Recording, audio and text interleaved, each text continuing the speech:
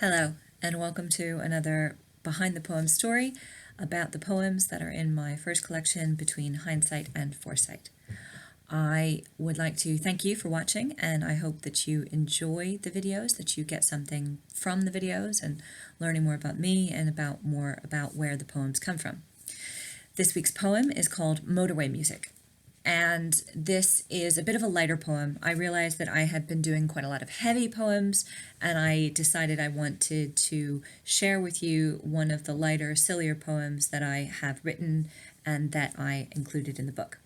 So this silly kind of random poem came from a day in late summer when it was really hot out that I was going to meet some friends at a pub. And going to meet some friends at the pub involved a very long walk along the side of the motorway. The pub was at the other end. I wasn't 100% sure where the pub was, but I wanted to take a nice long walk out in the summer sunshine, which seems like a good idea when you start out. I haven't had a walk for a while. I'd love to have a walk. I should go and take a walk. Yeah, right until you get to the long part of the walk where you're almost there, but you're sweating and tired and thirsty and you just want to stop and you just want to be at the pub with your friends having a drink. So I was on this walk and I'm going down the shoulder, going down the side of this highway. And if you've ever been to Dover, you know that some of the A roads or the M20 are always full of cars. Doesn't matter what time of day it is, what time of year it is always busy. And as I was walking along the road, I could see the shade of the overpass, the M20 going overhead ahead of me. And I just crawled into that shade and decided to stop and take a break whilst I was in the cool of the shade. And I took out my water bottle that I sensibly had with me, and I'm going to lift the water bottle to take a drink, and something occurs to me. I notice something that I don't usually notice, and it is that sound of the cars hitting the seams of the pavement above me. That echoey sound of cars in a regulated form, in a regulated number, different shapes, different sizes, different weights, going over the bumps and going past, and the sounds that those cars make. Going past me, combined with the ones overhead on the overpass, had a strange sort of music in that weird echoey space underneath. And so I did turn this into a poem using free verse and using automatopoeia, which I will confess to you now, but will deny to any of my students who watch this video, that I hate using automatopoeia. It feels weird, it feels silly, it feels like you're making an idiot of yourself by putting these random letters together to not form words, but to form sounds with the letters and the sounds that they make. And I always feel a bit strange trying more experimental forms, more experimental techniques, because I always kind of feel more comfortable in a structured, regimented form, or a more accepted, usual technique. It's good to push ourselves. It's good to challenge ourselves. If you've seen some of the other videos, you know I always like to challenge myself when I come across an idea that I think is worth exploring. And when I was sitting there, I know that I have heard cars before. I know that I have heard the sounds that cars make in many, many different scenarios, in many, many different ways.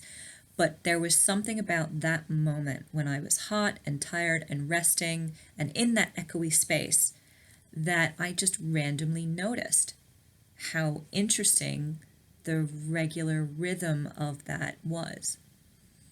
And so, so much of my writing is sensory, emotional, experiential, but I focus on the visual senses, on tactile senses.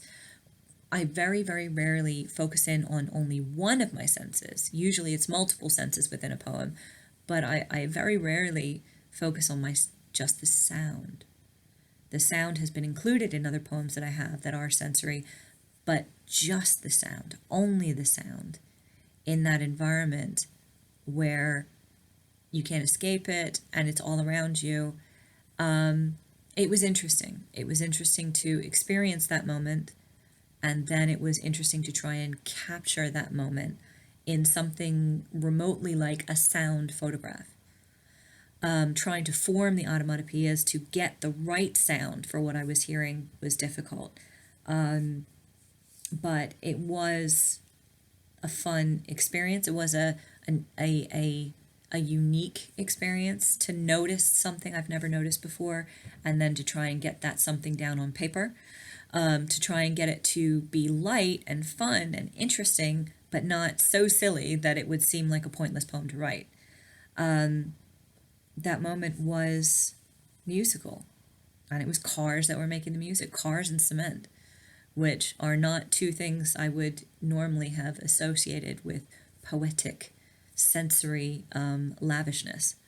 So I hope you enjoyed it. I hope you enjoyed me talking about how silly I feel writing a poem about the tires going over the seams in a road. And go out, enjoy it for yourself. If you want to really get into writing, any kind of writing, you need to communicate experiences. So notice things. Notice the fence that's got one glove stuck on the top of the fence post, completely randomly with no one around it. Notice the piece of a jogger's outfit left on a bench with no owner and no idea how they got home without any trousers. Notice the cat and its crew of 5 cats that live down the road, and whether or not they're turning into the ones that are escapees from the Broadway musical. Notice the random. Notice everything around you. Pay attention, because there is poetry in it. So listen to the Motorway music. Listen to the sound of the sunset. Try and capture it. Who knows? You might have a little fun. Have a good time, and I will see you next week.